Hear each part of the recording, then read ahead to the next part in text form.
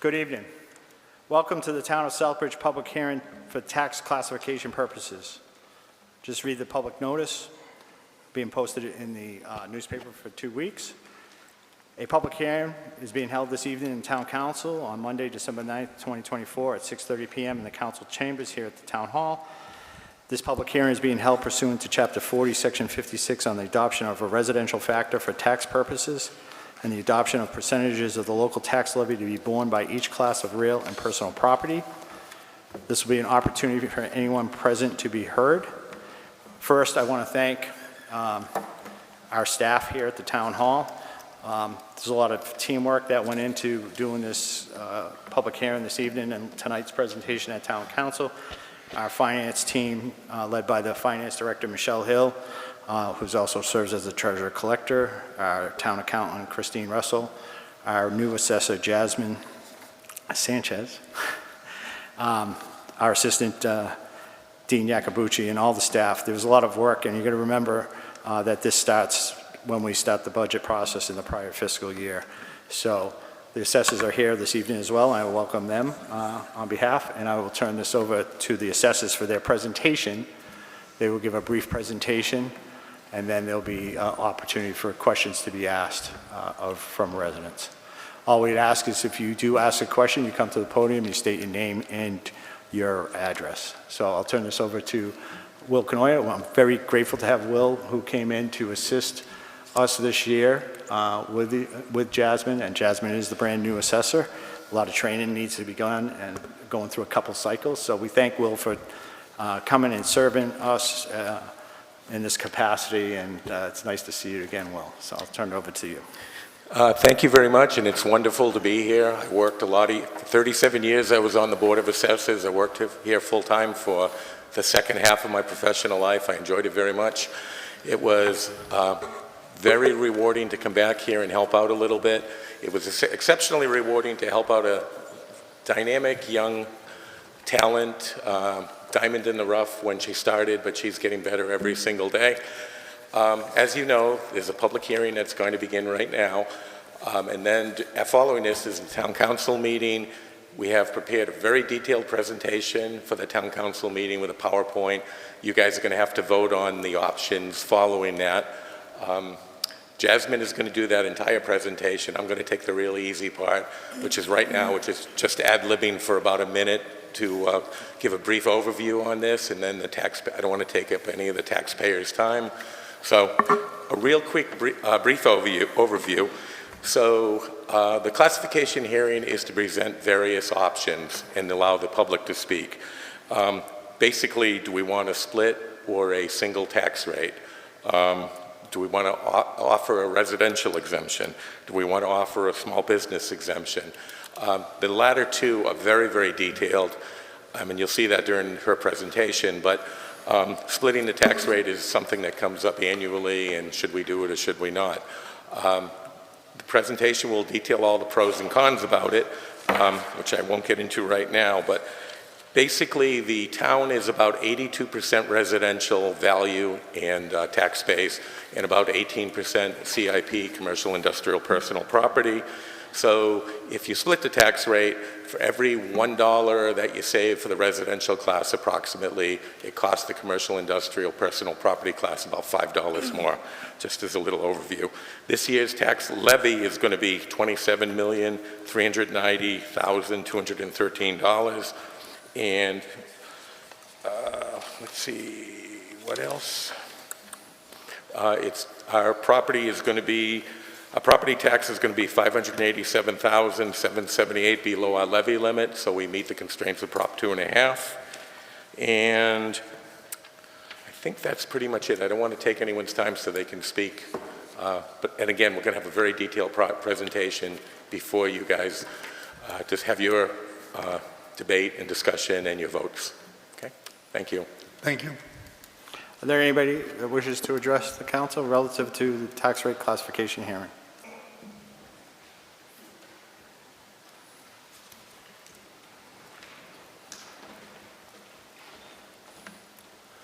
Good evening, Kevin Buxton, 52 Charlton Street. Last year at this time, with the tax classification. I came and spoke before the council. I realize it's an ongoing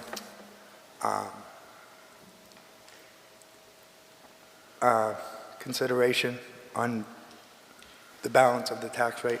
And I realize that there is going to be a level tax rate once again approved. My concern is that in looking back at the past, I've been here since Florence Chandler days. Each and every year when tax season came around, there was usually an emphasis of finding a lump sum of cash out of free cash, stabilization. Karen Hanois used to go through all the accounts and see if there was any available funds. But basically what happened was there was a lump sum of cash put to ease the residential tax rate. Taxes are taxes, they'll always go up. Utilizing a lump sum to lower the residential tax rate always seemed to be popular with the council and achievable through town manager and Karen Hanois. There were times where even royalty funds from the landfill was used. So we saw not only free trash pickup, we also saw a lessening of the burden on the taxpayer. And it worked out well, but times have changed. We need to find another new source of that revenue to put against the residential tax rate in order to bring it down. We can't burden our commercial and our industrial, so we have to find a new source. What used to be free cash and miscellaneous accounts. My suggestion is looking at a 1% rental tax, I guess you'd call it. There is no distinction between single family and multifamily, which over the years I've had discussions with Will, and I says, how can a single family home, there's one person paying the bills. As soon as you go to a two-family, now you have income. It's an income property. It's not a single-family home anymore. But the way the tax system is, it's all lumped together. Now, by putting a 1% on the landlords, a 1% on rent, let's say you're charging $1,000 a month rent, it's only costing you $10. You're still keeping $990 a month, and at the end of the year, it's only costing you $120, and you're still making over $12,000 for that rental apartment. I think it's the only way to see some of the revenue come back in and subside the residential tax rate. If this sounds like a bizarre idea, understand this. Every time you walk into a restaurant in the town of Southbridge, whether it be McDonald's, Golden Greek, or a pizza parlor, you are paying the town a tax for that food. It originally, I believe, started out at 1%. It's now, I believe, 0.75%. So the idea of taxing rental property to help bring revenue back into the town should not be considered out of the question. The rental situation in Southbridge is partly escalated by the subsidized housing. The Section 8, why would a landlord want to charge a reasonable amount of rent, say $600 a month, when he can rent to Section 8 at $1,200 a month? It's created this ballooning of rental. That means that working class people can't afford to live in Southbridge anymore. Why is high rents important? It's all about discretionary spending. If I'm paying $1,200 a month for rent, I don't have the discretionary spending to keep all the other little businesses in town operating. I'm living hand to mouth. Like I said, I brought this up last year. You need to understand, I'm 64 years old, I'm legally blind, and I have no working computer right now. I'm not going to do a PowerPoint presentation, but if somebody within the staff could at least do the research. I used to own a multifamily home. Every year I used to fill out my sheet that, this one is owner occupied, this unit is so much, this unit. So the information is there available as far as I know in the assessor's office. I thank you for your time, and I hope somebody will take a serious look at trying to get some revenue. And the other ironic thing, these landlords who are paying this money back into the town, because all the tax rate is residential, are actually going to reduce their overall burden for residential tax as well. So, thank you for your time.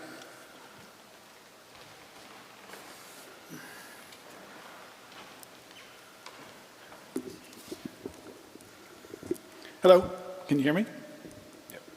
Gus Steve, 771 Lebanon Hill. In previous years when I was on the council, we were told most of the split rate towns were big cities and or vacation places in the Cape. That's simply not true. Split rate towns are all over the state, from Tiny Row and Monroe to in the Berkshires to our largest cities. Quite a few that have done it for years are very similar to Southbridge in size, Milltown history, demographics, and other things, including Air, Auburn, Bellingham, Clinton, Hudson, Littleton, Maynard, Milford, several others. Additionally, some towns are waking up to the fact that their homeowners are hurting from the current economy that we're in, and have started splitting their rates in the last couple of years. Uxbridge did it in '24, Oxford and Sandusfield are doing it this year, and there are probably others that are going to do it since the DOR's figures aren't out for all of the towns yet. We, the residential homeowners of Southbridge, need a break too. It's time to split the rate, give the homeowners a breather. The way tax rates are created based on sales is grossly unfair to those of us who have no desire to move. And I know most of you own property in this town, so you're also paying these taxes. And most of you are dedicated to this town. You have no desire to move. So keep that in mind.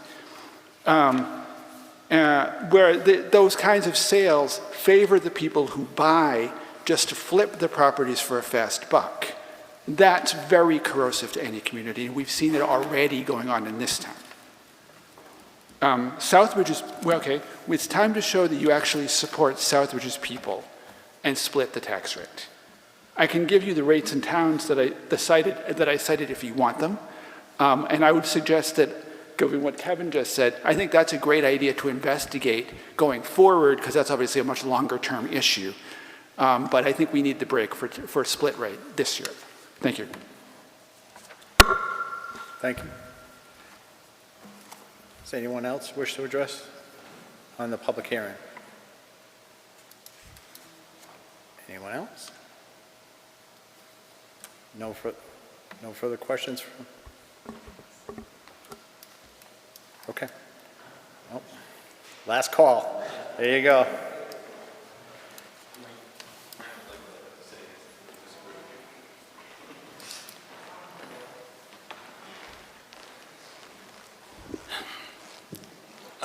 Hello all.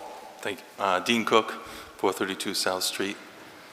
One of the things I always thought, especially with government on all levels, is that the government should be the referee and not play in the game. It should be treating everybody equally. And even though it means my property I'll pay more, I don't like the idea of different rates. I don't like the idea of adding extra taxes to people who pay rent, because it's just going to be reflected in their rent. Their rent is going to go up. And people have a tough enough time all around. Everybody does. Everybody has their problems.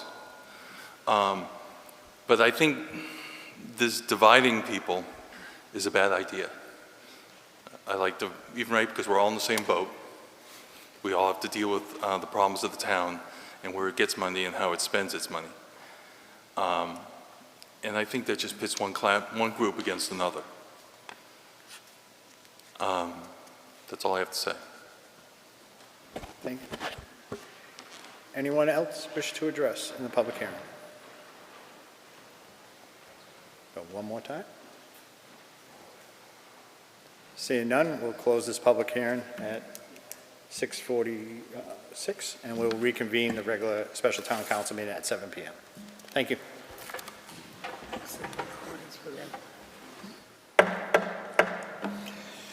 I'd like to welcome everybody to a special town council meeting Monday, December 9th, 2024, 7 PM, McKinnon Council Chamber. Agenda item number 1, Pledge of Allegiance.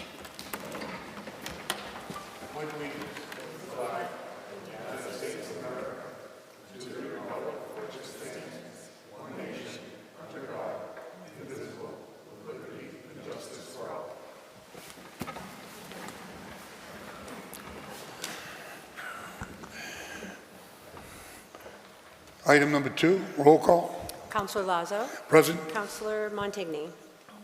Excused. Counselor Chenier. Present. Counselor Daniel. Present. Counselor Dow. Counselor Kelly. Present. Counselor Marquetti. Present. Counselor Ortiz. Present. And Counselor Rivas. Present. Thank you. We have a quorum. Councilor Senior. Mr. Chairman, I'd like to make a motion that we take agenda item number 3, make it number 4, and agenda item number 4, make it 3. Second. There's a motion and a second. Any discussion? If not, all those in favor? Opposed? Thank you very much. Moving on to the agenda item itself. Discuss entering into a contract to operate the wastewater treatment plant and possible vote. Mr. Town Manager? So moved? No. No? Okay. Thank you. Thank you for entertaining this. As you're aware, I came to the Department of Public Works Subcommittee meeting, and we had it on the agenda for the town council meeting, the following meeting from that. Had some language changes that we were looking to get approved that had been vetted by both our legal department and Jacobs.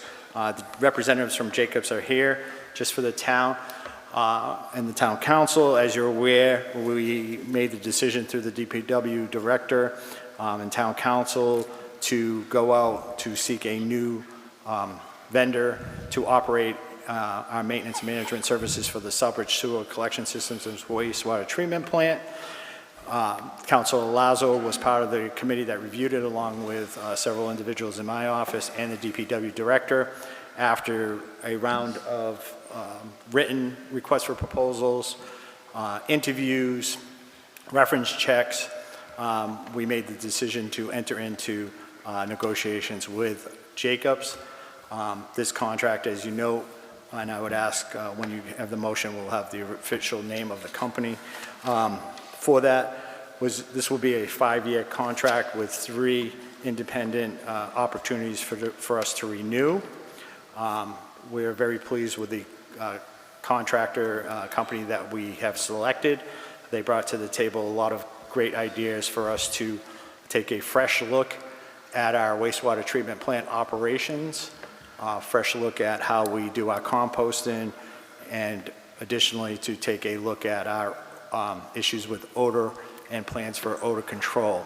While we may not be able to solve everything when it comes to odor, we are certainly hopes through this company that they have a plan in place to reduce it so that we that have lived in Southbridge our whole life and have lived with this will finally have some solutions to that.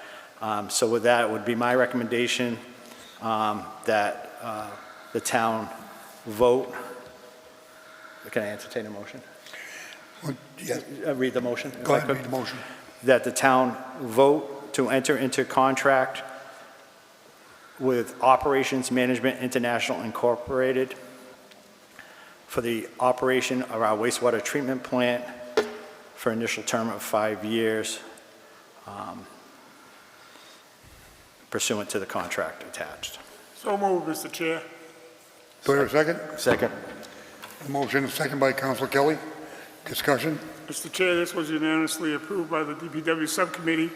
Even though there was no contract, the town manager and the gentleman from the company explained what their process was going to be, what they were going to do for the town.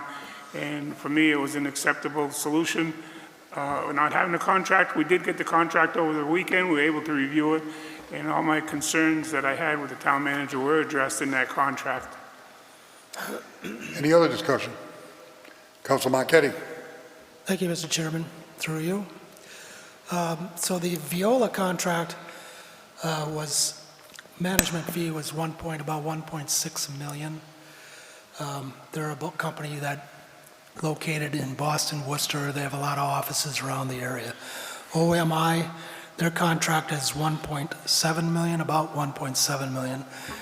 Their headquarters are in California, Texas, and Pennsylvania. So the increase here is about 6.8% over the Viola contract, plus a $91,573 transition fee for a total of 1.8 million, which is about a 12.5% increase. So do you think that it's worth hiring this company over Viola, even though it's a 12.5% increase? That's my question. Town Manager. In response to that, I'd have to verify those numbers as far as the contract goes, because I don't know if you're talking about the current contract with the CIP indexes and the increases or what we budgeted. This is a new contract, so even if we had exercised the renewal or if we had retained Viola, we may have had a price increase anyway, so we can't hold them to that.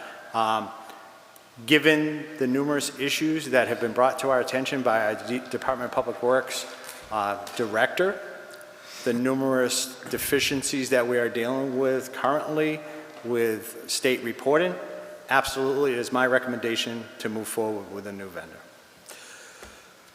Okay, I don't know what Viola would have increased it either. I just know I was going by the budget, and the management fee was what I said. And tonight, reading the contract, it's 1.7. I also see there's a 2% to a yearly increase for the 5% cap. That's probably normal. I mean, I think that I saw that even with the Viola contract. There's also a 5% markup for chemicals and a 5% markup for composting.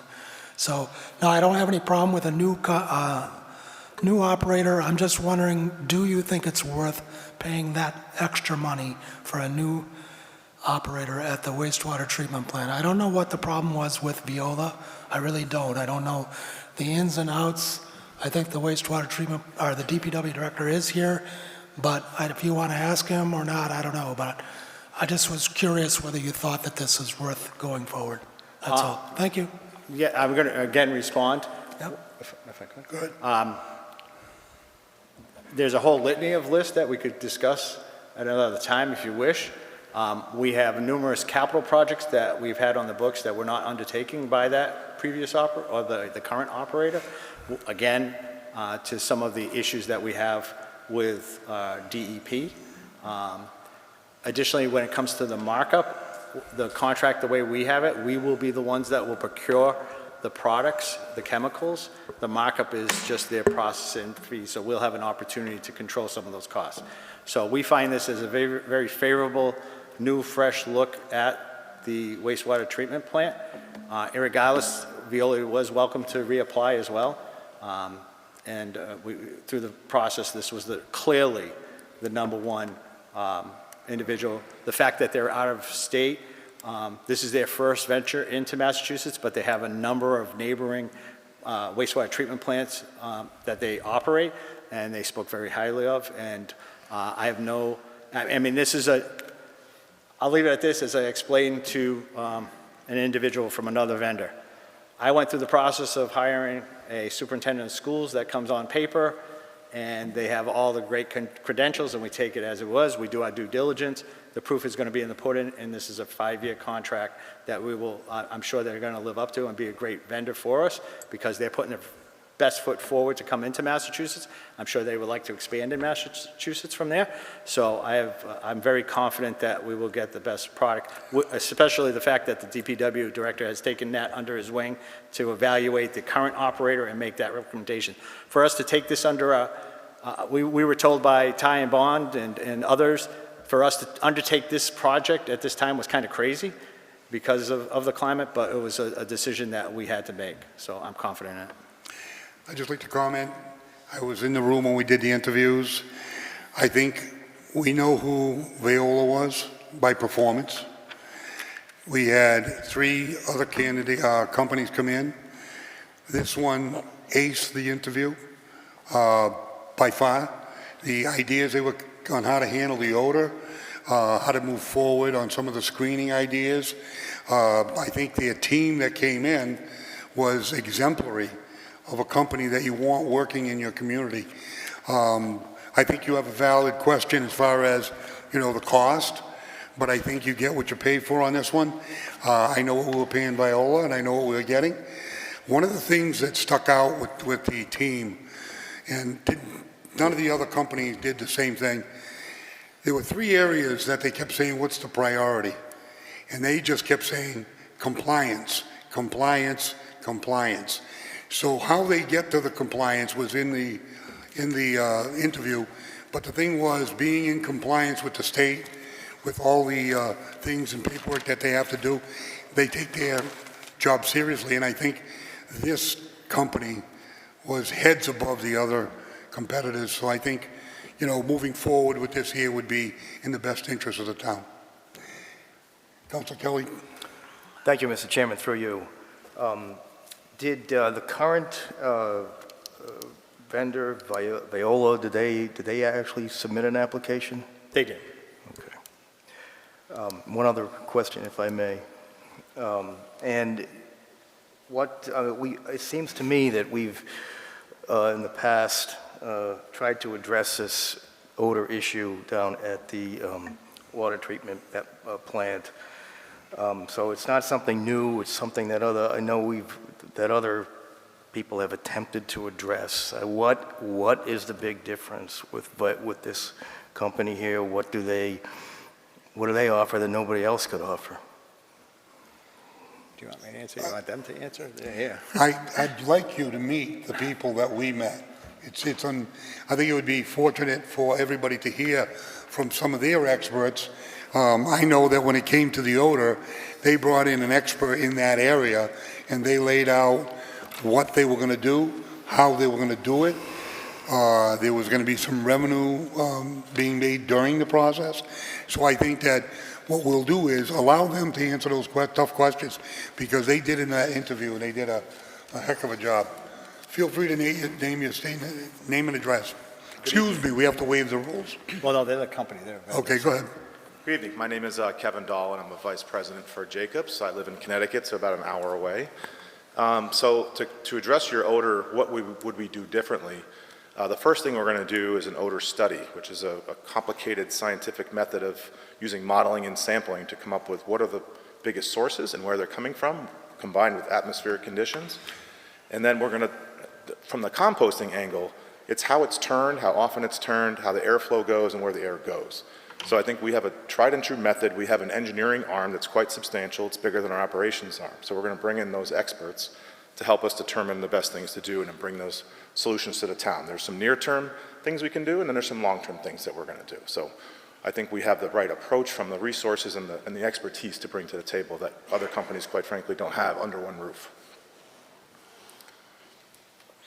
Any questions by any other councils? Go ahead, Councilor Kelly. Continue. Thank you. So would there be additional costs associated with any solution that you would come up with? It's possible, but not from the labor standpoint. So the resources that we're bringing are included in our fee, and then if there's a capital project that's needed, the capital would result in the town's cost.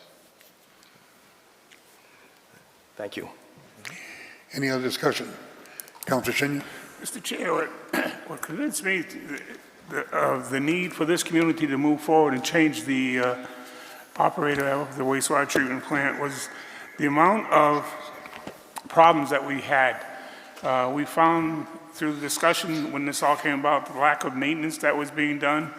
We had a complete failure of a major sewer line at the American Optical Company that could be contributed to a cleaning of a central point that was never done in weeks. The amount of capital projects that came before council that would never materialize and just sitting there not getting done. And the most important thing was, from my understanding, is the fact that we were going to be in non-compliance, I believe, with the DEP and the EPA. which could have substantially cost the community a lot of money in fines had we not brought this forward tonight to change.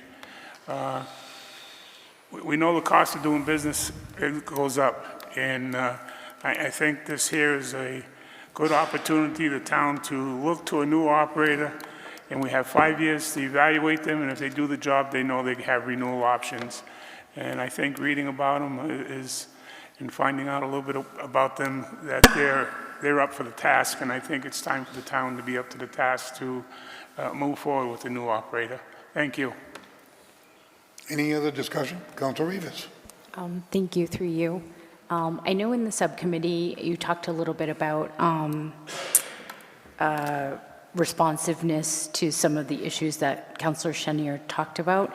If you could talk about responsiveness to an emergency or kind of the daily maintenance and, how hands-on your company is going to be, just to the audience that's here today. Sure. So first, I don't think I said this before, but thank you for the opportunity to even be here.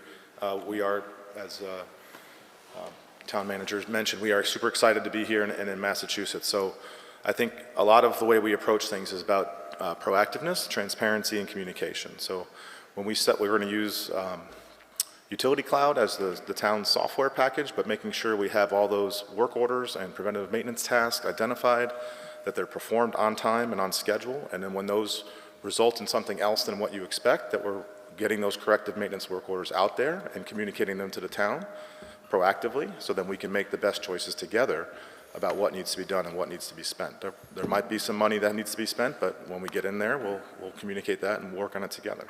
So it's about being proactive versus reactive. I have one more question. I know the town manager mentioned revenue. Tell us a little bit about how, what is it that will create this revenue source, and then I guess to the town manager, any ideas on what that might be put towards? Well, I'll answer the question of what it'll be put to. It would be put to reinvestment in the treatment plant, because that's our goal, is to make that as, to lessen the cost to the taxpayer. That is our goal overall as a taxpayer. Even with the tax classification, everything we look at is through the lens of a taxpayer, because I have to pay the same rates as everybody else. So we do our very best to try to lessen the load on the taxpayer. So that's why we looked at the concept that they had with a high-grade composter and possibly a revenue stream to be able to do that. I'll let them explain it, but the goal would be to reinvest in the plant itself. Thank you. Yeah, so the composting facility that you have should really be looked at as an asset, right? So a lot of towns don't have that asset, and they have to send their waste or biosolids somewhere else to be disposed of at a large cost. So right now, you don't have a large cost as far as from our perspective and according to the marketplace, but there's still an opportunity to get that as a better Class A material, Class A biosolids, is then marketable as a fertilizer. So our job is to get that fertilizer as best as possible, and we talked about adding some additional screening for that, so you get the predictable particle sizes and reliability there, dealing with the odors, of course, and then you have a product that other places are going to want for a soil amendment generally is what it could be. And so even if it goes away at zero cost, any revenue is better than none. So that's the goal, is to first get the product to where it needs to be, and then we can market it out and have the town get that revenue. Great. Thank you. Another thing I just want to bring up, while we were in the meeting, we were talking about with the DPW director, our Viola does not take septage from septic tanks. Well, they come in where the trucks come in and they pump it into the system and they get charged for it, which is another subject, but we were talking about reopening to the companies in the area that we could take on septage as long as we had the safe yield for the community. So that was another thing that was discussed that we were really excited about. Are there any more questions? Go ahead, Councilor Down. Town manager, the previous company in right now, the same contract they bid on, it was the same contract they bid on. Everybody had an equal opportunity for the same request for proposals. And yes. if you don't mind, ask you, what's the difference between the previous company and them and the amount? I don't think you can. We did not open their price because we found them unacceptable. Okay. So either the same word, same written. their company was not the highest of the three that we interviewed. So I mean, their price was very reasonable, and we have opportunities for income. So this price point was right there. Okay. And just so you know, the current employees that are there do have an opportunity to interview with this company. So any employees that were there that are longtime employees, they will interview, and if they wish to retain, their goal would be to try to retain as much because there's the local institutional knowledge. So our hope is that all the individuals that are there, if they meet their standards, that they would be retained by Jacobs to be there as the institutional knowledge for that system. Is that just a word, or it's on paper somewhere? No, that was, it's not on paper, but every vendor does the same thing, but. Just a word. We're always looking for good talent, so yes. Thank you. Any other questions?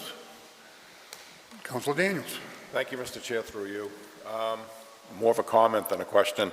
I believe that this is going to cost us more money, but I believe it's because it's a failure of the current vendor to provide the services that were required in the contract. I think that the current vendor has been omitting work that needed to be done. I think that with the new vendor, with a breath of fresh air, we're going to find that things can be done differently, that they need to be done differently, that in order to meet the federal standards, things are going to have to change. I've taken 2 tours of that facility, and nothing changed between the first and the second tour. I think that a breath of fresh air is what is called for, and I will be supporting this contract tonight. Any further discussion by any councilors? Councilor Marquetti. Thank you, Mr. Chairman. It's kind of a funny choice of words, a fresher breath. Breath of fresh air at the wastewater treatment plant.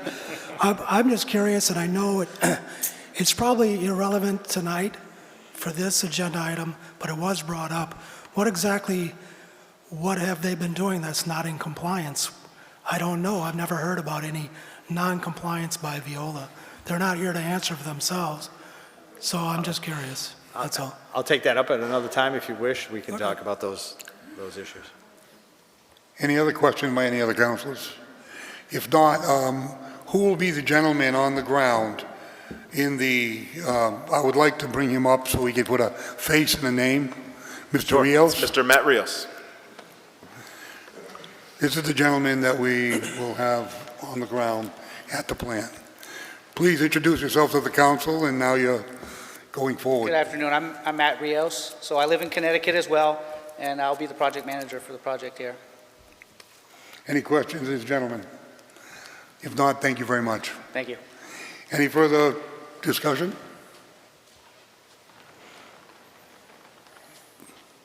Go ahead. Kevin Buxton, 52 Charlton Street. I've been known as a trash and recycling person. I am also familiar with the wastewater facility. And I'm glad to hear that with a new contractor coming in that there'll be some changes. I was a little concerned when the town spent a huge amount of money on dewatering of the sludge material. I think they missed an opportunity back then to look into anaerobic digesting as opposed to drying and mixing it with sawdust and producing, let's face it, it's a compost that nobody's going to spread in their garden. Anaerobic digesting is completely closed system. It also offers the opportunity to use food scraps as fuel for the digester. I'm not going to try to describe the whole system. I'm sure you're familiar with anaerobic digesters. And like I said, I think the previous operator went with a dry system, which generates odor. Closed system is hopefully in the future for Southbridge. Thank you. Thank you. Any further discussion by anybody else? State your name and address. Shelley Klein, and it's 56 Newell Ave. Just a quick question. Have there been service level agreements built into the new contract? So if they're Sorry, I'm in the process of still losing my voice. Have there been SLAs built into the contract in the event that the new company poorly performs in the same way that Viola did? There are provisions in the contract for non-performance. yes. So there's a service level agreement where they can, or the town can charge a penalty if they're not performing properly? So we're not stuck with 5 years and 3 Well, years no, of smell? we could terminate the agreement if so. If Okay. they're not performing, we can terminate. But there's the no agreement. in between then? No. Okay, thank you.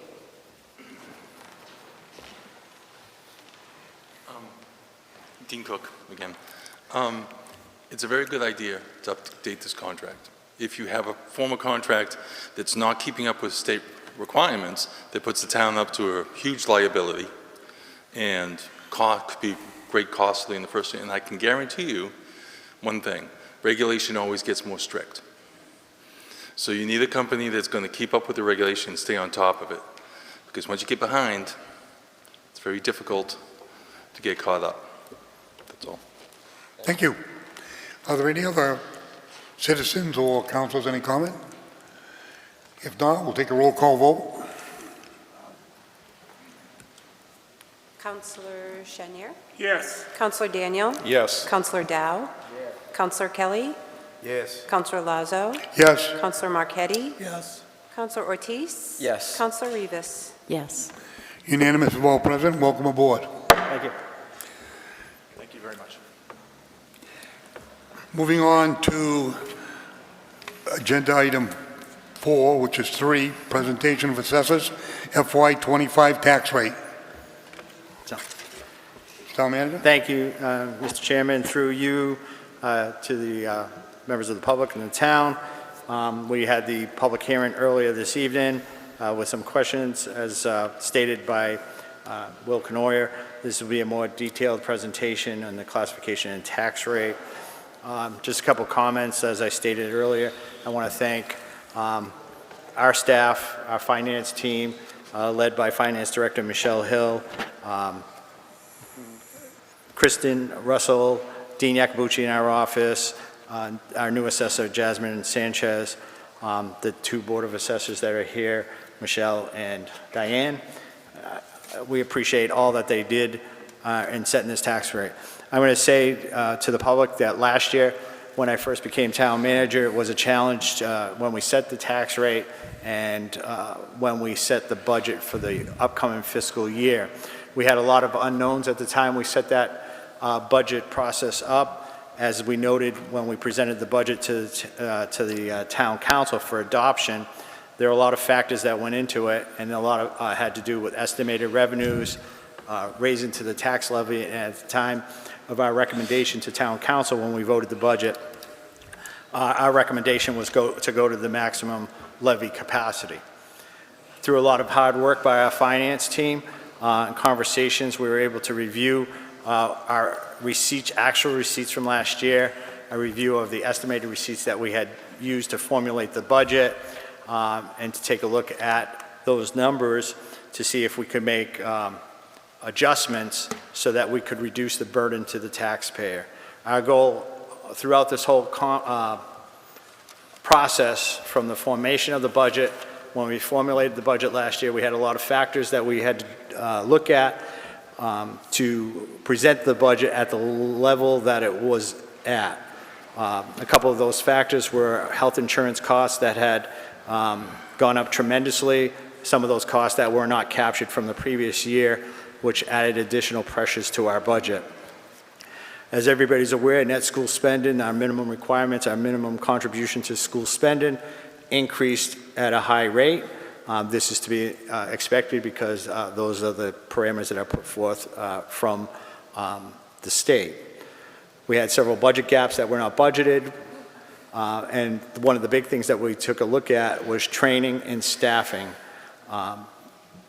As I stated over and over again at the beginning of last year when I first got here, we did not have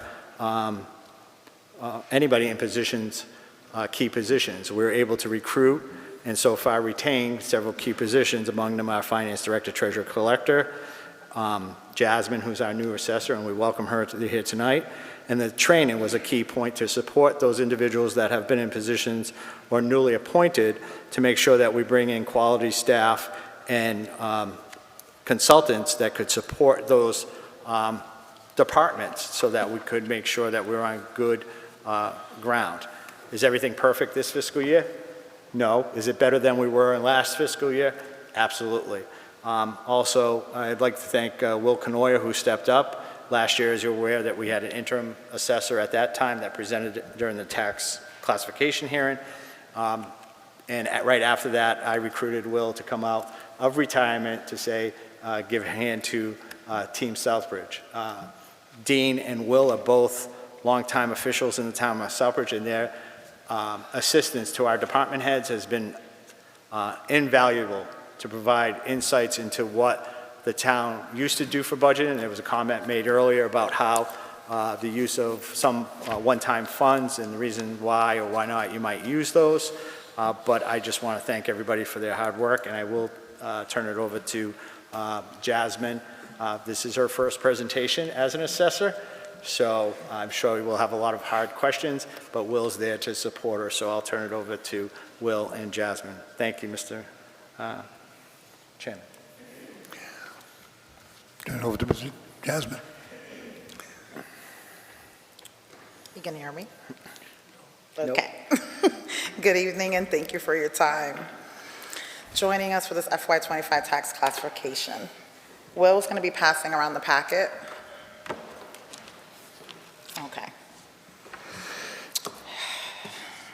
I'll be presenting along with former Southbridge Principal Assessor, current consultant Will Canoyer, and also my board members Diane Kokoska and Michelle Splain. Thanks, Will. Tonight's presentation will provide an overview of the new tax rate for FY25, as well as the process used to determine these tax rates. The DOR has approved the town's new growth and valuations of real estate and personal property. The town council determines whether or not to use split tax rate through this classification hearing. The classification process determines the allocation of the total property tax levy among different property classes: residential, commercial, industrial, and personal property. The goal here is to ensure that taxes are distributed fairly and appropriately across different property owners based on property values. Tax policy options for consideration and vote tonight: single or split tax rate, and whether or not to adopt the residential and small commercial exemption.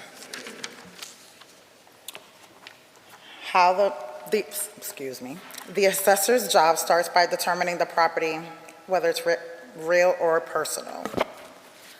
Real property is classified into 3 categories: residential, commercial, and industrial. Personal property is anything that is movable and not permanently attached to the land or a building. For example, dentist chair, office tables, cash registers.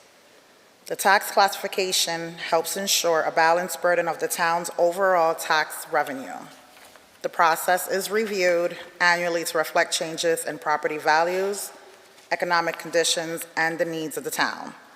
In addition, this year's process was subject to the Department of Revenue for evaluation and determination toward obtaining certification. Part of this year's certification process includes reevaluation by the DOR, which occurs every 5 years. The assessors then determine the new growth for the community under Proposition 2.5. This new growth factors in determining the maximum allowable levy. For fiscal year 2025, the total tax dollar growth was $255,789. And growth in valuation was $16,762,091. New growth in real estate, such as new constructions, new outbuildings, physical improvements to a property, previously exempt properties that are now taxable, such as the parcels that we recently auctioned, subdivisions and condo conversions. Also new growth is chapter land, is the parcels that are removed out of chapter land. For personal property, new businesses and/or new assets to existing businesses. For fiscal year 2025, approximately 70% came from the commercial, industrial, personal property classes, CIP, and 30% came from the residential class.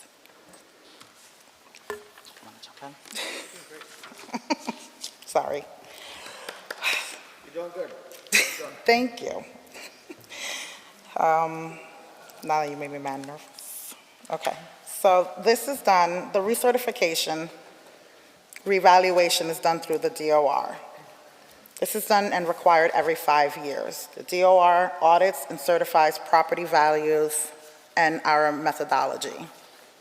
DOR also completes the data study and visits many properties. This also ensures the town meets full and fair value, standard for all properties. The town received final certification approval on November 25th, 2024. This valuation is based on the single-family increase of 7.9%, the condominiums 7.9%, 2 and 3 family 14.2%, and the apartments over 4 family took the most burden with 34%. The overall for residential was an increase of 12.7%, 2.3% for the commercial and industrial, 7.1%, personal property, 1.7%. The FY fiscal year 2025 taxable town value. Total is $1.8 billion. As you can see, 82.2% of the town value comes from the residential class and remaining 17.8% from the CIP classes. This remains consistent with the residential class increasing during a real estate boom and decreasing during a real estate recession. The CIP values usually remain fairly consistent during both cycles. Determining the tax levy. The FY 2025 tax levy amount to be raised, $90,661,233, with the estimated receipts such as state aid, grants, local receipts, and enterprise funds. Gives you a tax levy of $27,390,213. The budget amount previously voted on was based on that tax levy, the tax levy of $28 million, representing a 9% overall increase from the previous year. As stated before by the town manager, through much hard work, the projected fiscal year 2025 tax levy has been lowered to the $27,390,213. Well, can you? Sure. The last time I was here 3 years ago, one of the first things I did was own up to a mistake, and I have to own up to a mistake. Michelle, the finance director, spotted it immediately. On the very first page, I put down the date tonight of December 9, 2025, and so I lost a year. All I can say is when you're retired, you don't pay attention to the dates, but that's hopefully the only mistake that I do tonight, but that's, when she pointed it out, I said, oh, here we go. But anyway, I apologize. So this sheet right here is called the levy limit worksheet, and what it tells you under Prop 2.5 is how much you can raise as a town. I know it's difficult to read, so I'll explain. On the column on the right, that's last year's levy limit, which is approximately 28 million. I can't read it on the paper either, but yeah, I'm sorry. 26,720,000. In the middle to that, you add your new growth of 255,000. You add a 2.5% of your previous year's levy limit, and that is 686,000. And there's also a subtraction of 44,000. And last year, when they were deriving all of these numbers, they made an error, and that had to be recapped this year. So it actually lowered a total levy limit for this year. So that brings a total levy limit of 27,598,000, I believe it is our levy limit. To that, you add any voter-approved debt exclusions, which you see in the bottom section. And there were two, the Bay Path debt exclusion of the renovations a few years ago, and the fire station renovation or reconstruction. So those added an additional $379,000. So our levy limit this year is $27,977,991. That's the amount of property tax the town of Southbridge could raise this year under Prop 2.5. However, as we've said several times, and I think it's important to note, even though that, as you can see in the top row, the maximum allowable levy is $27,977,000, we're actually only raising $27,390,000. So that's an excess levy capacity of $587,778. Town could have raised, but they didn't. And that's available next year or in future years if you need it. Not that individual dollars, but that amount in the tax levy. Okay?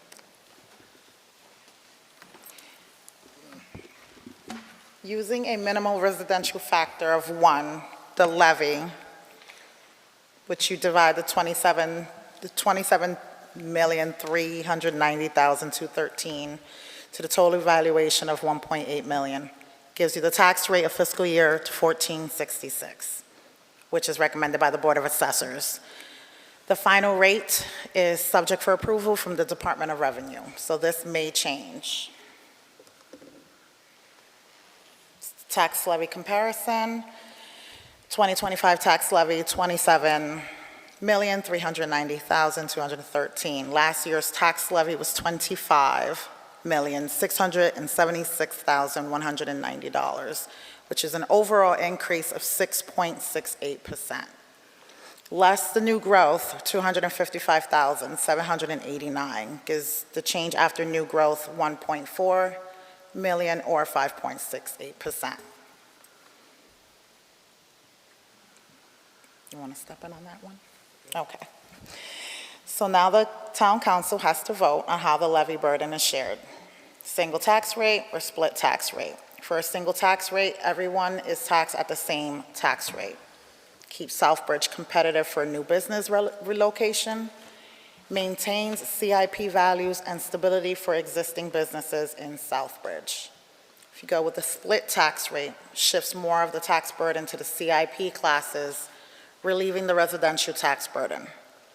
This can also cause businesses to seek other areas to conduct their operations. It can also hinder the prospect of attracting new businesses to Southbridge. This chart illustrates what portion of the levy is paid by the residential class versus the commercial, industrial, and personal property, CIP. The levy allocation for fiscal year 2025, residential is 82.8%. CIP, 17.8%. This is you.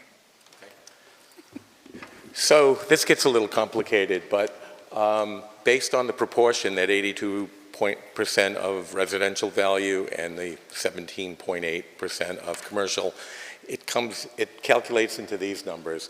So by law, you can only shift the tax burden a maximum of 50% to the commercial class. Based on your proportion of property, that gives you a minimum residential factor, because the residential can only, the commercial can pay no more than 50%, can be shifted no more than 50%. So the residential class has a minimum residential factor. You'll see what that means in a second. So with a single tax rate, there's a residential factor of 1.0, and that's a single tax rate, 1466 for commercial, for residential and also for the CIP. If you shifted to the maximum of 50% to the commercial, that would mean that residential factor, the minimum residential factor, would drop to 0.8918. So that's the residential class would fall to 89% of the full one. That's how the maximum amount you could shift it. If you did that, and you can see on the far two right columns, if you did it to the maximum, the residential tax rate would drop from 1466 to 1307, but the commercial, industrial, personal property tax rate would rise to 2199. And in the middle, there's various, the calculated amounts based on the various percentage. So do you want me to take over for just a minute? Yes. So it gets a little complicated in a second. That's why I'm kind of taken over. So just for informational purposes, the average single-family property value this year is $329,493. Last year was $306,150. And again, this is based on complete, comprehensive analysis. We don't just decide we want to raise them, shift them, move them, whatever. By law, every city and town in the state has to update their values every year to meet full and fair cash value. It's not arbitrary. It's all based on sales. If you had a realtor come to your house, they'll give you 3 comps to come up with the value of your property on any given day.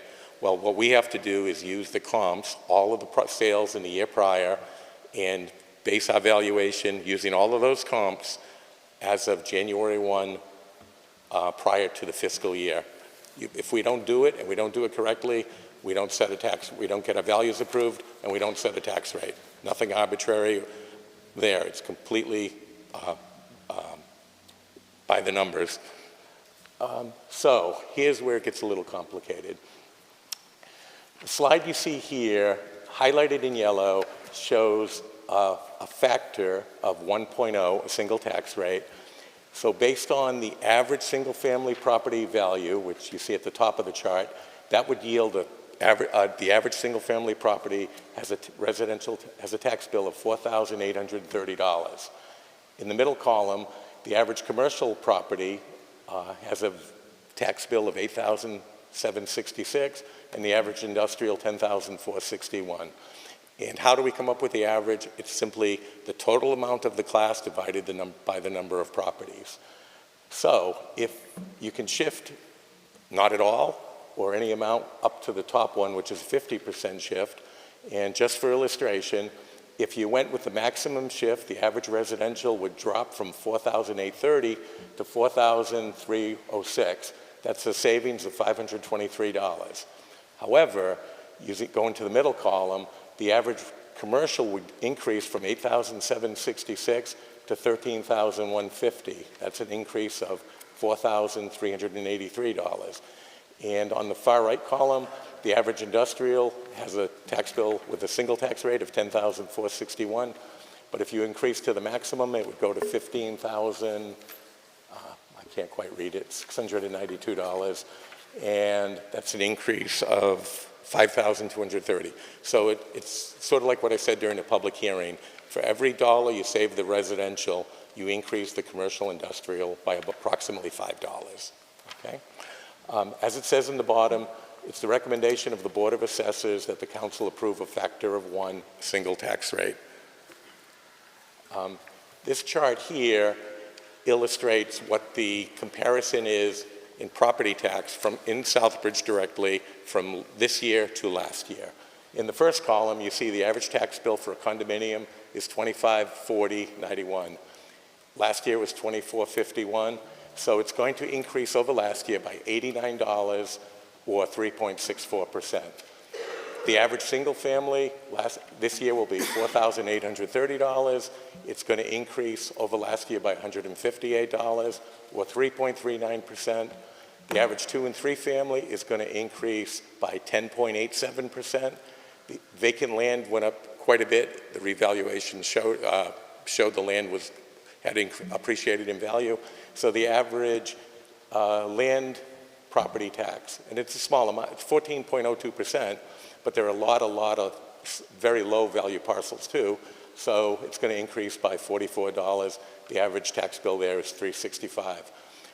Here's where, this is the big hit right here. The apartment buildings, the average tax bill is going up by 28.25%. And the reason for that is those properties have been bid up. People are buying them for far more than what they had sold previously. There's all kinds of examples. I mean, TAG is the most one that jumps out to me. A few years ago, it sold for $3 million something, and then it sold for $7 million, and then it sold again recently for, I think, $13 million. So we have to reflect all of those all of those those values in our new assessed values. So those went up dramatically, and those tended to pick up part of the share that was paid by the other classes of property. If you recall, what was the tax increase? I forgot, 6% overall over last year? Yeah, about 6%. And so residential is going up, the single family is only going up by 3.39%. Well, those apartment buildings are who's picking it up. That's why. But to be perfectly fair, so I've been doing this consistently for years. Some of you people have as well, but I know these numbers. There are years when I come here and I show the apartment buildings, their taxes are going down by 8% or 7%, and people say, why are you lowering their taxes? I'm not. The real estate market is valuing them differently, and in different parts of the real estate cycle, they go up really fast.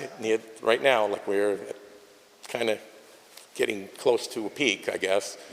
Who knows how much longer, but they're the last section to go up like this, but they're the first to fall. So their property taxes may go down in a couple of years when their values fall. I'm just saying this for illustration. I don't have a crystal ball, but I'm just... And then on the two right columns, the average commercial, the values went up a little bit, but not as much as some of the others. So their taxes are, it says minus 0.2%, so they're flat.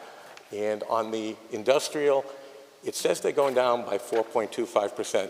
I'm not going to say it's an illusion, but statistics can be misleading. So one of the things that happened this year is we have some of our solar pilots had to be moved into the industrial class. So the solar pilots, the land is taxable fully as industrial, but there's no building on them. All of the improvement on that building, on that land, all of the solar equipment is taxed as personal property. So it tends to bring the average down a little bit. So I'm not saying that's an illusion, it's not. I'm just saying that's the footnote, and there were, I can't remember exactly, but maybe 6 or 7, maybe 8 properties that fall into that category out of 100. I think there's a total of 97 industrial properties. So it's not like saying, oh, they're all going down by 4%. That's not the case.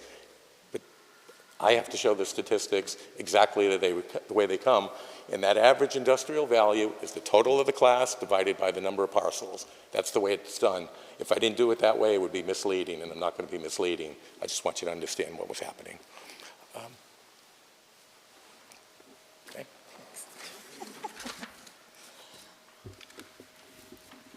So for the small commercial exemption, adopting the small commercial exemption shifts the burden within the class. The amount of the levy remains the same. Owners of commercial property that are valued at less than $1 million and occupied by a small business with fewer than 10 employees may be granted an exemption of no more than 10% of the assessed value of the property. This discount is granted to the owner of the property, not the owner of the small business, unless they are one and the same. There are approximately 5 communities that have this exemption out of the 351 that we have in Massachusetts. The Board of Assessors recommends against adopting the small commercial exemption. For residential exemption, it allows up to 35% value exemption of the average residential value to owner-occupied residential properties. The residential class overall must still pay the same amount of the tax burden, so the tax rate increases for all residential properties to compensate for the value discount. It shifts the burden from the lower valued owner-occupied homes to vacant land, higher-priced homes, and non-owner occupied homes. Owner-occupied single-family homes may pay more in taxes due to their value and the higher residential tax rate. All residential land is taxed at the higher rate. Works in community with a large amount of vacation homes or non-owner occupied properties to shift the burden to.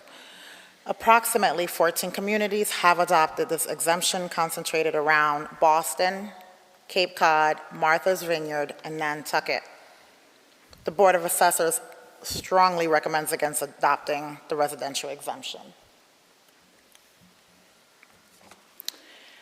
These are the fiscal year 2024 average single-family tax bills. An average, last year's tax rate in Southbridge was $15.26. The average property value is $306,150. The average single-family tax bill was about $4,600. This ranks Southbridge at 277. Sturbridge tax rate was $16.49. Their average tax bill was $7,213 plus a 3% CPA, which is a Conservation Preservation Act, and they were ranked at 126 out of 351. Charlton, 11, their tax rate was $11.34. Average property value was $438,045. Their average tax bill was $49.67.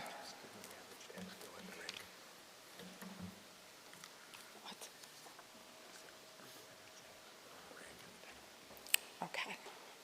For Dudley, the average tax bill was $4,122, and they ranked at 317. Webster was $49.87, and they ranked at 257. Oxford was $50.38, and they ranked at 254.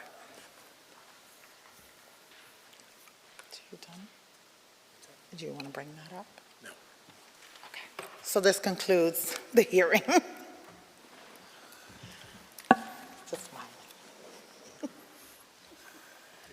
Could we have, counsel, could we, go ahead.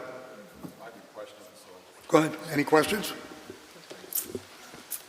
If the chair will indulge me, I have a few questions based upon conversations I've had with constituents in town, and this may answer a lot of questions that people have that are out there.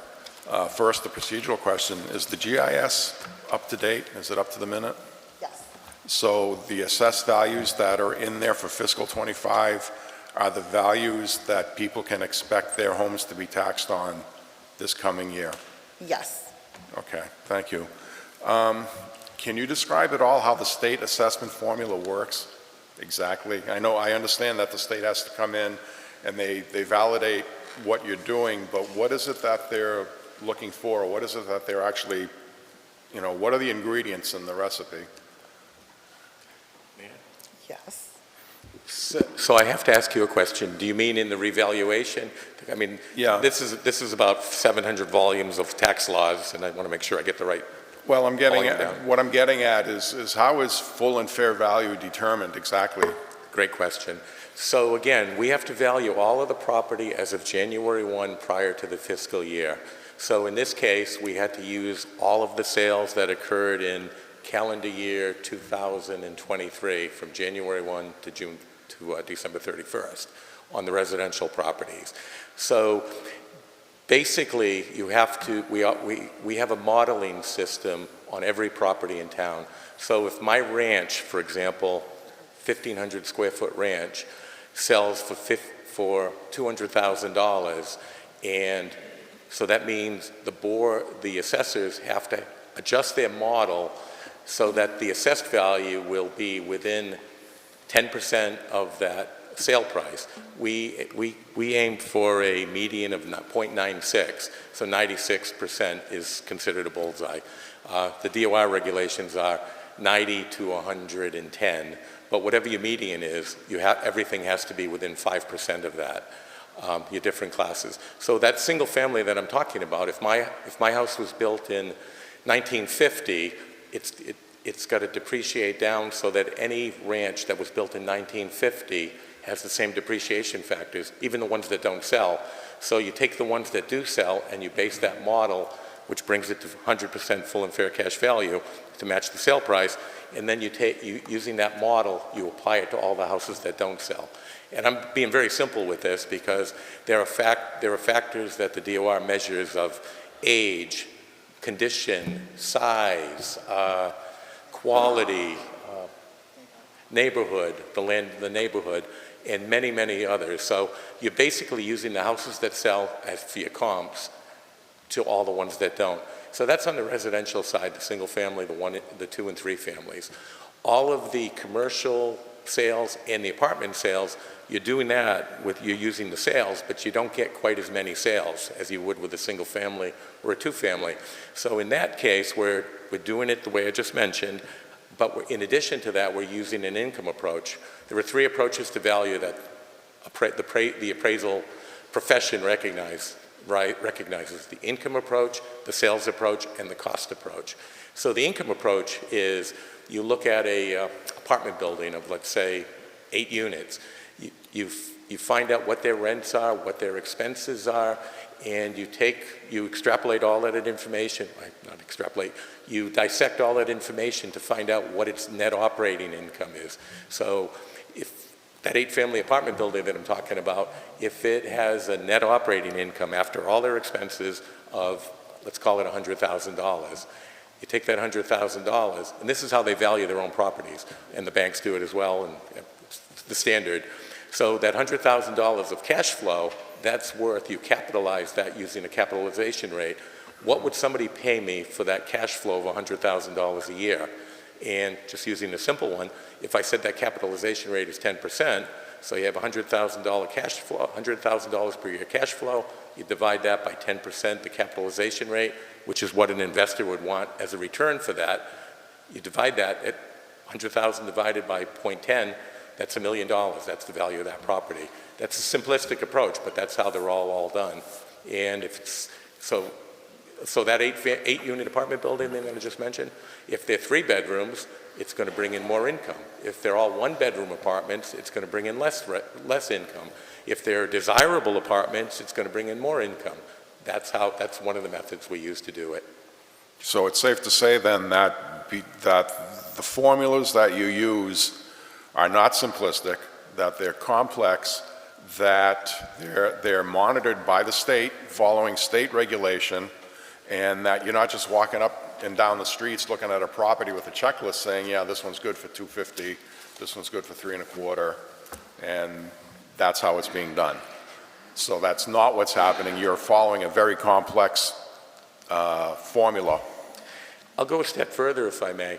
So I'm consulting and helping, but I'm on a very very part-time basis as needed to help prepare things like this, help prepare the recaps and so forth. A few weeks ago, a landlord who bought several $1 million worth of properties was concerned about his property values because they had gone up in their apartment buildings. They had gone up dramatically. So Jasmine asked me to come in, and we met with this landlord.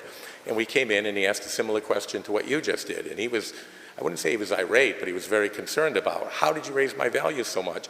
And I explained what I just did to him. And then I further explained, you paid, and I'm making up this number because I don't remember it to begin with, but for this property, we have it now assessed at $800,000. You paid $850,000. So he said, okay. And we went through this for about an hour, and he has some partners. He said, I said, and if you don't agree with these values, you can always appeal, apply for an abatement in February and come in and see us, and we'll be glad to listen, look at all of your evidence and so forth. He said, no. He said, these are right on the money. I just didn't know how it, he said, nobody ever explained to me that's how it works. But it works the same as a bank appraiser or a real estate realtor or whatnot. We appraise them. The reason people always thought assessed values were lower or higher is there's a time lag. You're appraising them as of a specific point. Like I said, in this case, January 1, 2024, so that's already a year old, and you're using the comps from the previous year, so it's 2 years old. But that's what you have to do. That's what the law specifies. But so you're looking at properties from all of calendar year 23? Correct. Okay, so the recent sales then, some of these recent sales that have been taking place in town haven't had an effect yet on the values of the properties?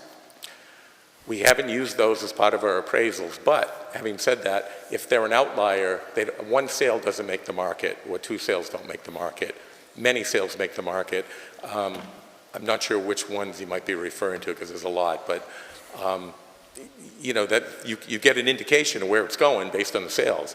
And we all kind of shake our heads and say, wow, wow, wow, but that's where it's going, yes. Because I'm referring to a number of the sales that happened in the core district, the central core, and also I'm looking at the large residential area down by Lebanon Hill as well. Those sales haven't had an impact yet? No, they haven't. They will, though, in the future? They will. Okay. I guess that's it. Thank you, Mr. Chair, for your indulgence. Councilor Zhenya. A couple questions. If I may. Residential exemptions, and you're opposed to this. And you explain why, but I don't understand why you would be opposed to the residential exemptions when an average single family could apply for it versus a multiple family which pays the same rate but utilizes more of the services of the town. So I'm really glad you asked that question. During the public hearing, somebody mentioned something about splitting the tax rate, and then this allows, I wanted to clarify that just so the information is so there's splitting the tax rate between residential and commercial, and there's the residential exemption. Somebody mentioned, can we do a tax on apartments? I've been out of it for 3 years, but I'm 99.9% sure I'm still correct on this. Localities can't enact their own tax legislation. You can do much with the existing legislation, but you can't just put a tax on apartments and so forth. So I just wanted to clarify that. So the residential exemption is very, very goofy. There are only a few communities that use it, and I've been doing this for a long time, so I have stuff that I've prepared in years past. I have a slide on it I want to show. So this map right here, before I retired, this map took, I would say, 10, 20 hours to get this information here. And then I had our mapping company prepare this map and so forth. These were the communities in 2020 that had the residential exemption. As you can see, they're all concentrated around Boston or down the Cape or Martha's Vineyard and Nantucket. I forget how many there were, 14 towns in 2020. That's why I used the word approximately when we did the other. So the reason the residential exemption is goofy. So our residential class is about 82% of the tax base right now. If you adopt the residential exemption, what you do is you have to raise, you're giving a value exemption. It's calculated a number of different ways. It's based on the average value of the residential properties. And you can do up to 35%, I believe, but using 10% as an example because it's simple. So if our average residential property is worth $300,000, you're given a 30% value exemption to owner-occupied residential properties. However, that value is going to lower the amount of tax that they pay, but the residential class has to maintain the same amount of tax they're paying, so the residential tax rate would be increased from, like we explained earlier, it's $14.66. I don't know what what number it would go to because it's an infinite number of possibilities. But in years past, I would be very comfortable to say the residential tax rate could go up by $2 to the tax rate. So the residential tax rate theoretically could be something like $16.66 per thousand. The commercial tax rate would remain at $14.66. The commercial tax rate would be lower. So then you say, okay, what does that do? So you take that $30,000 value exemption off of all of the owner-occupied properties. So if you have a low-value property, single owner-occupied property, you're giving it a discount of $30,000 in value, but you're charging a higher tax rate to it. If it's a lower value property, it'll probably net a savings. But somewhere around, and I hate to say these numbers because I don't have them, but please bear with me. This is for illustration only. Somewhere around $300,000 is the break-even point. So if you have a property, if your property value, actually it's more than 300 because the average value went up. Let's say $400,000. If your property is worth more than that, you're paying it, you're getting a $30,000 value deduction, but you're paying a $2 higher tax rate, and you're paying more, even though you live in your home. And you say, well, what happened to that residential exemption I should have got? Well, I can go into that long litany, but you actually end up paying more. So what else pays more? All of the land would be its value times its higher tax rate. All of the non-owner occupied properties, whether they be a 2-family, 3-family, 10-family, 20-family, they would be paying at that higher tax rate. So their taxes would go up significantly. And in this year, as I illustrated, the multifamily property values went up, 34%, and their tax bills, the average ones, are going up about 28%. So it would be a double whammy.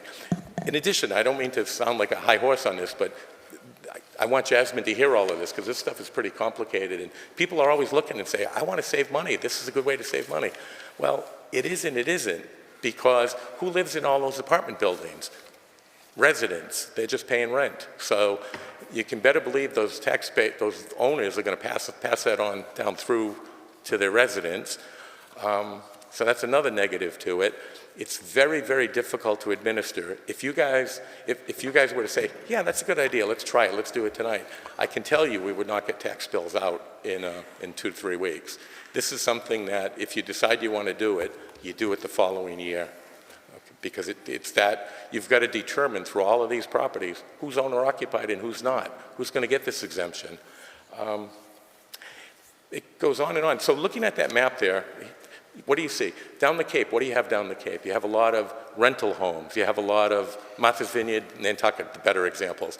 You have a lot of millionaires who have these houses that are worth a huge amount of money who don't live there. That's probably their second home. So they're paying it. The residents are getting the benefit of it. It's a great benefit, but here we don't have a lot of second homes. I mean, there's probably some, but there aren't that many. This isn't, an oceanfront or lakefront properties. So that's one more thing. It's unfair because I can guarantee you, when I was here, I said it honestly, and I'm saying it for Jasmine as well, there's no way to know it all. You get people who, they'll say it's my owner-occupied home, but, they're in Florida for 6 months or whatever, and it's like, so people see that and they say, man, that government is so unfair to us. So those reasons, and there are many others, I'm just preaching from what I know about it and from what I've talked to about other assessors. I don't think it's a good idea. Well, if I may continue, I understand a little bit better on the residential exemption because I didn't realize that the tax rate for the residential property would go up to make up that difference. So you're gaining it a little bit of an exemption, but you're going to pay for it in the end by a higher tax rate in residential. Who determines new growth? Well, going back to Councilor Daniel's question, the Department of Revenue is very strict and stringent on it. It's the things Jasmine mentioned, if it's a new house and so forth, well, that's pretty clear, but we have to submit that to the Department of Revenue, and they monitor it under a different prism than the rest of us. They're looking at it as that's going to add to your levy limit, so some towns will try to push it, may try to push it, increase their levy limit, and circumvent Proposition 2.5. So they look at it from many, many regards. Is it true new growth? Is it not just a renovation? If I renovate my house, is that new growth? No, the house was there before, unless it was, they add a bedroom, addition and so forth. So the Department of Revenue has to approve all of that. And we know what the rules are, so we submit it accurately. And Well, in the paperwork that we got, the new growth breakdown, you have residential at $5,120,000. Yep. You have commercial at $95,400. And you have zero for industrial. And then you have personal property at $11,500,000. I guess what's disturbing is the commercial and zero industry new growth. yeah, this year is a little of an anomaly. I hadn't seen that in all of my time here. So new growth is if you're just repairing or re-outfitting a building, that's not new growth because it was already there before. It's when you build an addition or do this or do other things like that. And this year there really weren't any. Residential, on the residential side, it's pretty clear. Somebody builds a new house, that's a big chunk of new growth. Somebody has a two-family and they divide it into 2 condos, that's new growth because the value just about doubles on that. What's that? Oh yeah, and the parcels that get auctioned, those were all exempt prior, so that jumps right to the new growth section. It's all new taxes. And the personal property side, which is our biggest contributor to new growth, and it is to most communities, by the way. So what happens is, for our 2 biggest new growth contributors and the 2 of our larger taxpayers are Boston Gas and New England Electric. When they buy millions of dollars worth of new equipment for each community every year, we don't see it. It's switches and poles and all the electronic stuff behind. But we do appraisals on them, and we bring out, well, like I said, it's our largest contributor of new growth. A couple more questions. Determining the value of property. I'll use, for instance, where I live. A year and a half ago, the place was sold for $7.1 million. It just recently got sold for 12.7 and some change. But their tax bill is not based on $12 million. It's lower. That's the part I don't understand, because you see that through multiple properties. I know a property that was recently sold for $300,000 that's valued at $440,000 on the market. So that's the difficult part that I have, trying to understand market rate versus taxable rate. They should be close to one and the same, but the property you're mentioning, I don't remember exactly when it sold, but it's within the last few months, right? It just got sold November, the early part of November. Right, November, like a month ago? Yes. So, again, we use the calendar year 2023 sales, and so the values are as of January 1, 2024. That sale hadn't happened yet. Okay. And just because something sells, by the way, for $13 million, there can be a lot of different reasons for that. One of which is there's 1031 exchanges, which some investor who's making a lot of money on this property over here, they don't want to pay the income tax on it, so they'll pay more than a property is worth to shelter their income taxes to a later point. That wouldn't be considered an arm's length sale, and we look at that sort of thing. The one you're talking about, I don't know if that's the case. There's also, and forgive me, I use this term a lot, I call it the greater fool theory. People always think if you bought it for 7, he paid 3, maybe I'll sell it for 14, and if maybe I'll buy it for 14, sell it for 28. It doesn't work. Eventually the music stops sometime, but so we look at to make sure it's a valid arm's length sale, because it's not always, but in your case you just asked about, it's the dates. It's the dates of what caused that. Okay. And then my last question is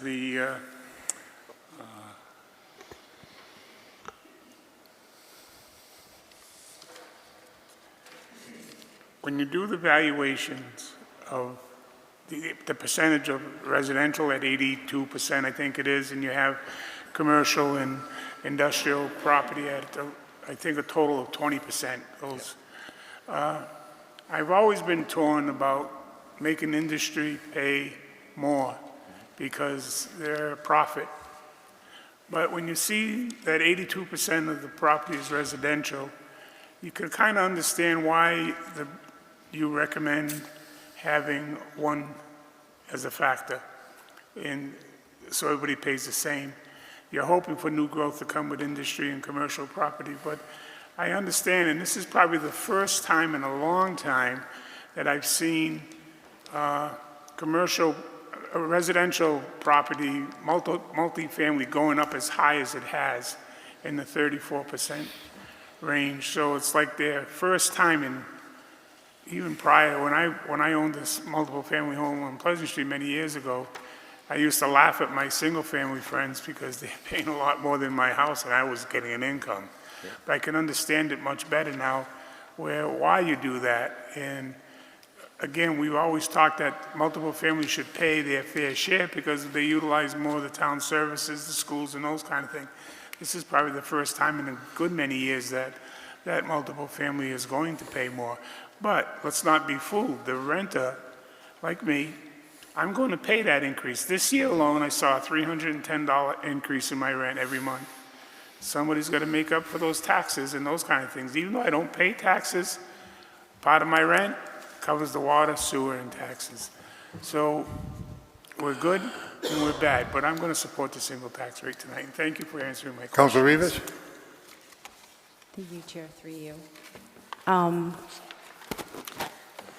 So I appreciate all of the work that you've done. It's very extensive, and you've answered some of the questions I had already. I'm just curious, and while I understand sort of like not shifting 50%, I'm wondering, and just thinking about the empty buildings that are commercial, that are owned by big developers and where we have business owners who want to come into those spaces, what is the incentive for some of these big developers who own buildings and are not bringing in, they're just kind of letting them sit there empty? I think, to me, shifting the tax rate, even 10%, may incentivize them to do something with that space. What are your thoughts on that?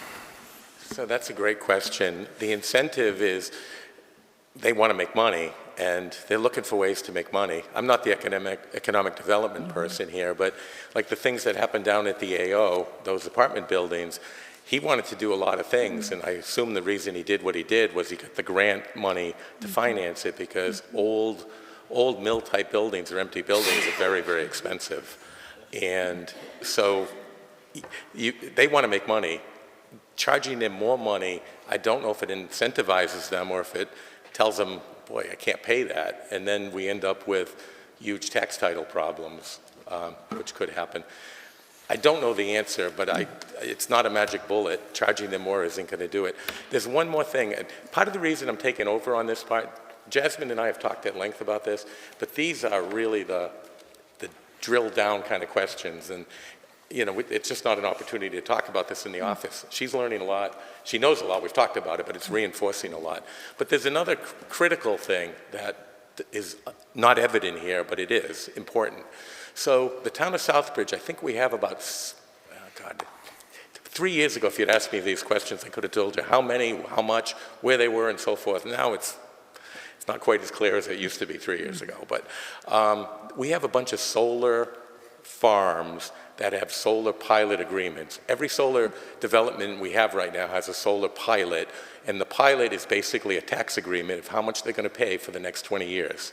There's one new one that got built last year, and that's the only one without a pilot, and they'll probably be coming looking for a pilot because, but in any case, so these pilots, so what does that mean? So if they're commercial, industrial land is what they sit on. The land, the equipment is personal property.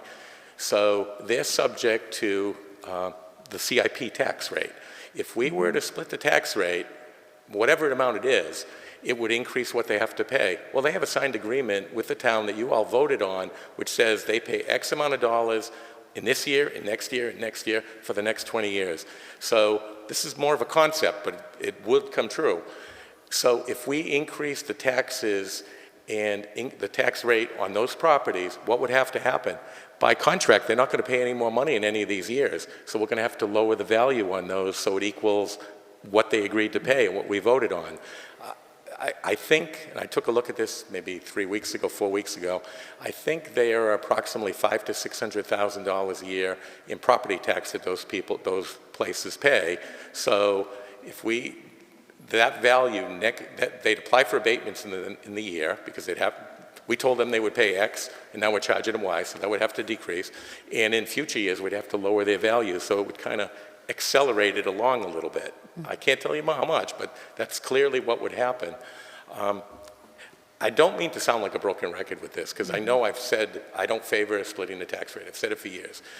I don't, for lots of reasons. I don't think it makes any sense for smaller communities like us. If you have more than 25% commercial, industrial, personal property value, then it kind of makes sense if other things happen.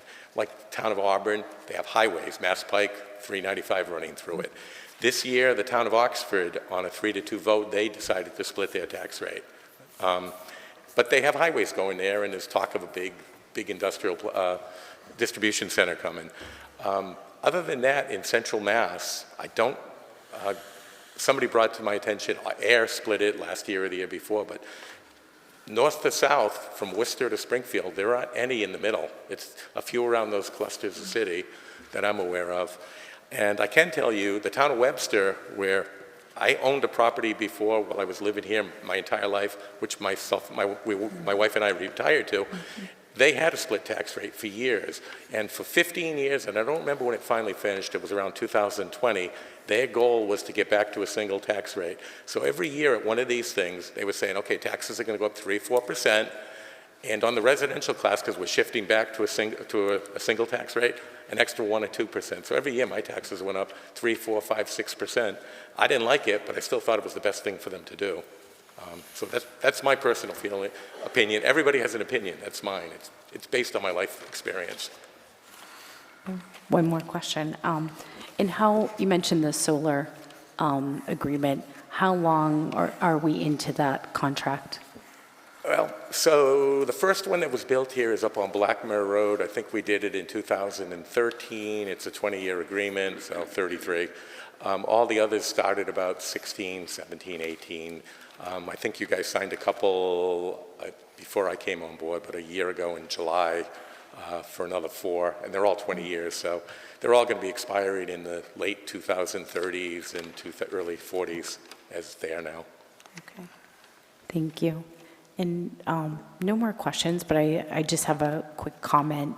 And while I definitely appreciate your experience, and I just think that our taxpayers, in light of some of the comments from the tax hearing, when people talked about free cash and, having relief in that perspective and sort of that going by the wayside, I do think that we're getting to a point where our residents need some type of relief, and even if we don't shift it in a way that is overburdensome, I think that it is worth, our taxpayers and our residents deserve at least us trying to try something different, because I do agree we haven't seen a lot of shift. We haven't seen anything move, and I think that we need to try different things to bring relief to our residents. And I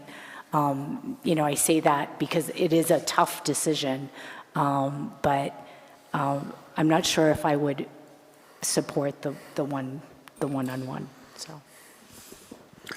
Any other discussion by the town council? Any questions? Councilor? Thank you, Mr. Chairman, through you. So just looking at this chart here, and I see that commercial sees a reduction of 0.2%, and industrial sees a reduction, a decrease of 4.25%. So isn't that the same as a shift? You're shifting the burden onto the residents, correct? No, I would not say that. That's what the data comes out to, and there can be reasons behind it.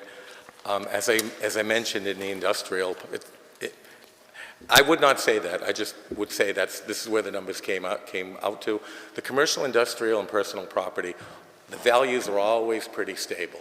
Always, always. In a real estate boom, the residential goes up, and there is kind of a shift there. We're at the top of the real estate boom, and if the opposite's going to happen at some point. Well, I guess you could make that argument both ways, but I don't view it that way. It's just where the numbers come out.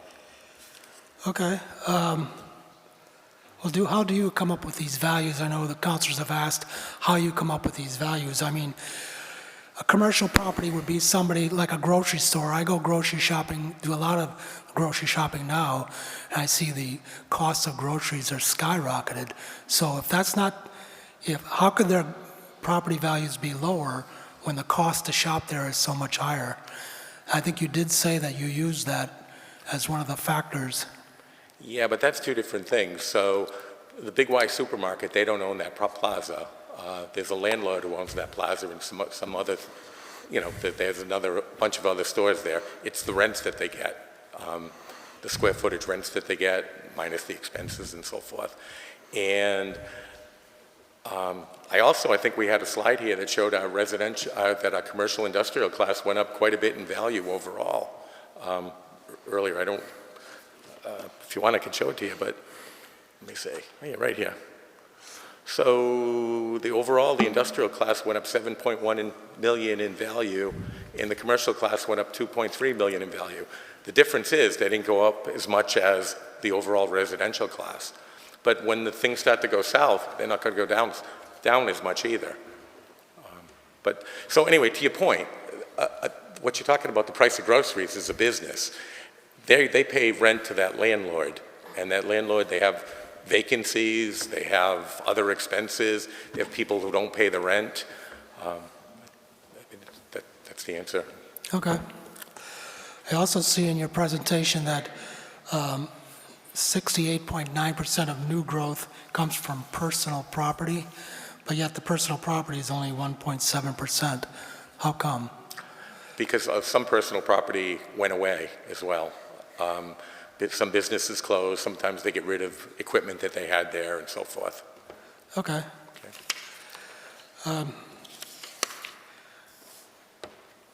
So overall, the average tax increase is about what, 3.5% overall average?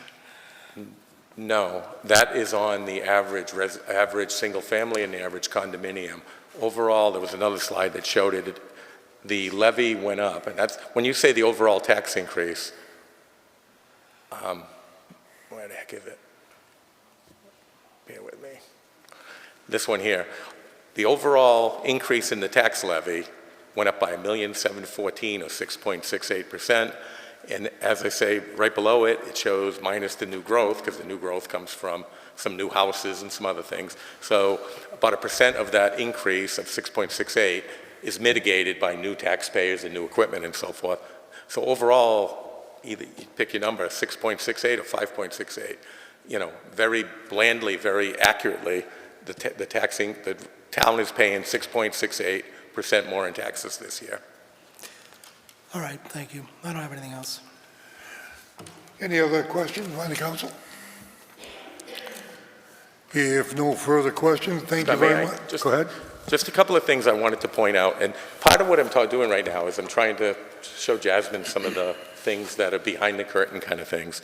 So we've all heard for many years how Southbridge is the highest tax bill around here, and I just want to bring your attention back to this slide. $4,672 is the average single-family tax bill. It's a lot of money. I'm not minimizing it, but we all have to compare apples to apples. Every one of these towns, with the exception of Dudley, pays more than we do. Now, you can make a lot of very astute observations. Well, maybe the income is higher, maybe jobs are better, I don't know. That's all could be true, but Southbridge is the second lowest in all of this. In that column on the far right, it gets goofy, that's why I want to make sure I explain it. If you're number one, we're number one, that's an awful thing. That means you're the highest taxpayer, single-family tax bill in the state. We're number 351, that's a good thing, we're the lowest in the state. But Southbridge is 277, so that's not at the bottom, but it's reasonably close. But I just want to point that out, because I used to hear so many times people would say, Southbridge taxes are so high. Well, Southbridge is a lot of things, but the taxes aren't high compared to our next door neighbors. That's my point. But you're talking about the bills. You're not talking about the taxes. You're talking about how much we pay, and that's determined by the value of our homes. Right, the net amount you pay. Right, exactly. thank you. If there's no further questions, I'd just like to thank you, Will, as usual, a bundle of knowledge. And I would like to acknowledge our assessor as a great job tonight as your maiden performance. You did a fine job. If we give a round of applause for our new assessor.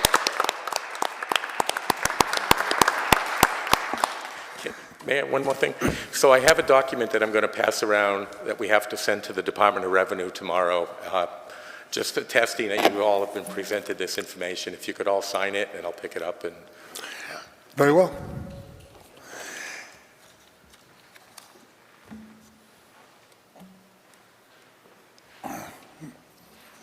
Mr. Buxton? Thank you, Council. I don't speak as often as I used to, so I figured I'd take advantage of being here tonight. I don't make light of taxes as a serious thing. My question is, your analysis shows that if we cut the residential tax rate by 0.5 or half, there are other decimals we could be looking at. We could be looking at reducing the residential to 0.9 or 0.99. Minute, what might be minute, but for especially single-family residential taxpayers, I think if we, in the past, like I said, there used to be money put into the residential tax rate to try to keep it not at zero, but in pace with inflation. I think that was noteworthy back then, and I think it could be something that we, like Will said, nothing's going to change your vote tonight. But if you expect change in this system, start tonight for next year. It's one of the reasons why I made a point of coming here again 2 years in a row, because I said the same thing last year. Nothing's going to change tonight. But my question to this council, are you going to find solutions? Or are you just going to keep going, oh, we're sorry, but it's a 7% increase, what can we do? The other point I want to make real quick is, what are we waiting for? What panacea do we have coming that will take the commercial and industrial and private property growth to a point where we would even consider a 0% increase for residential? I have a feeling it's an astronomical amount because our residential is such a huge percentage. I don't think it's realistic to say, as long as we stay 1, 1, and 1, commercial and industrial and personal property is going to grow, and it's going to lessen our burden. I don't see it. I never have, and I've been here 30 years. Thank you. Okay, the presentation is complete. We are going to go on to agenda item number 5. Vote to establish a tax classification factor of 1.0, a single tax rate for the FY25 purposes. The Board of Assessors recommends a yes vote on a single tax rate. So moved. The motion by Councilor Shinya. Seconded by Councilor Dow. Discussion. If no discussion, roll call. Counselor Daniel? Yes. Counselor Dow? Yes. Counselor Kelly? Yes. Counselor Lazo? Yes. Counselor Marquetti? No. Counselor Ortiz? Yes. Counselor Rivas? No. Counselor Shenyer? Yes. Motion passes.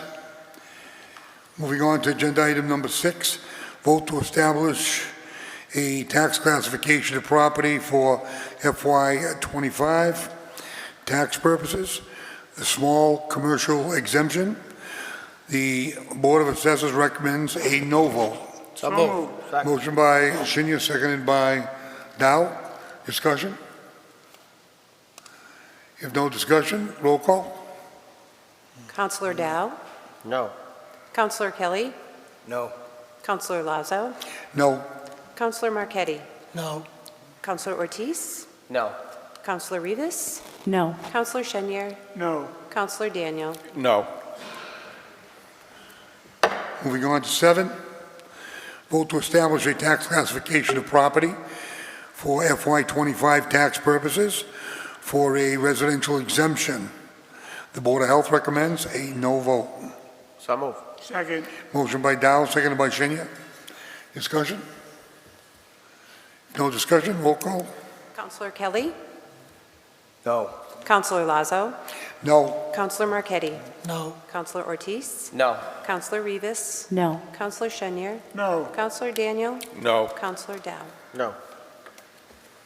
No it is. Moving on to agenda item number 8, adjournment. Do we have a motion? So moved. By Shinya, seconded by Dow. All those in favor? Opposed? Unanimous vote, President. We're adjourned.